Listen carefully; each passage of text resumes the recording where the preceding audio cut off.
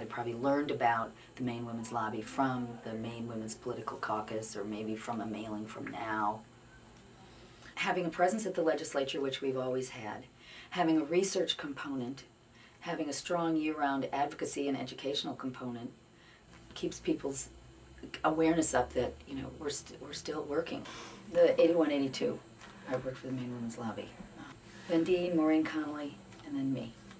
I really wanted that job, and my application process was a lot of boning up in a short time on issues that the lobby had worked on and issues that might be coming up. So I literally remember studying note cards. I had talked to a few people, and I sort of educated myself on what would be or what might be hot issues for women in the 110th. I think it was the 110th.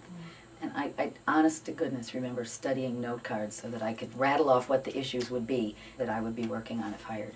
Yeah, I was paid $1,000 a month for 6 months the first year, 3 months the second year, and no health insurance. I worked part-time at Slate's in the evenings and a little bit on weekends to make sure I could pay my rent. I had a great time working for the Maine Women's Lobby. I think going into it naively was a good thing. I really didn't know what I was doing, so I worked really hard. I learned a lot working in the Maine Women's Lobby, and that catapulted me into that long, the follow-up career of being an advocate mostly for nonprofits and professional associations. The biggest thing I learned was never assume on face or definition that somebody would be with you or somebody would be against you. That just take the time, believe in what you're doing, be polite. Do you have a minute? May I talk to you? Again, the manners my mother and dad taught me have always stood me in good stead.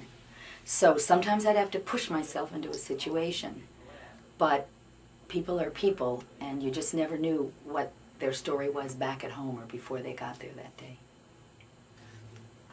I met my husband there. That was a nice thing too. When Angus was in office, we did do breast cancer awareness. Spent a lot of time, and we did some domestic violence, which I always tried to do sort of whatever anyone asked. And I actually got involved and got trained to be a trainer, because I always sort of felt like I better put my money where my mouth is. And I got very much involved in family literacy.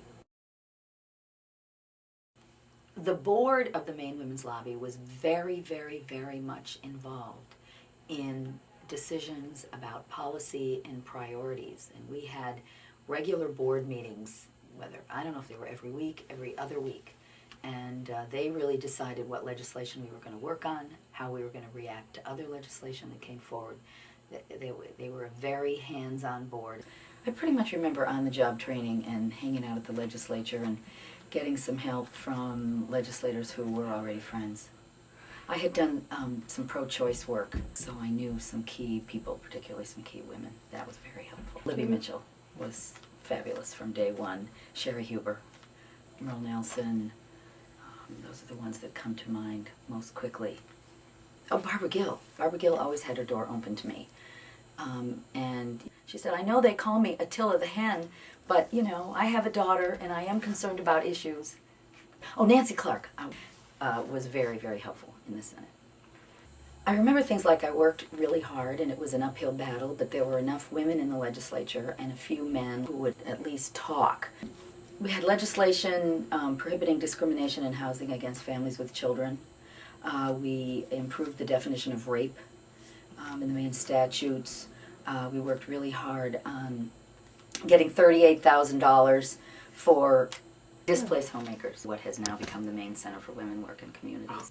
It's very cool that the Maine Women's Lobby is celebrating its 30th anniversary. That has a really important role in keeping Maine people's minds on the lives of women, children, and families. I mean, that's, when people asked me 27 years ago, what are you doing? I said, I'm advocating for women, children, and families, economic issues, health and safety issues, domestic issues.